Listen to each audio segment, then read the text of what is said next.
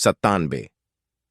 अब्दुल्लाह बिन अब्बास रजी अल्लाह अन्हु से रिवायत है, उन्होंने फरमाया कि मैंने एक रात रसूलुल्लाह सल्लल्लाहु अलैहि वसल्लम की बीवी मैमूना बिनते हारिस रजी अल्लाहु अन्हा के यहाँ गुजारी।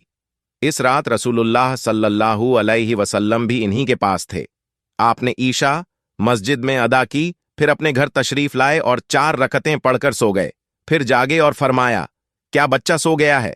या कुछ ऐसा ही फरमाया और फिर नमाज पढ़ने लगे। मैं भी आपके बाईं तरफ खड़ा हो गया।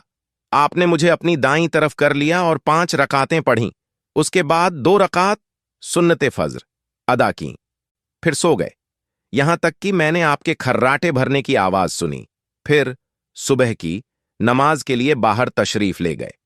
फायदे: यह आपकी खासियत थी कि सोने से आपका वजू नहीं टूटता था, क्योंकि हदीस में है कि रसूलुल्लाह की आंखें सोती हैं, दिल नहीं सोता। औनुलबारी 1/267।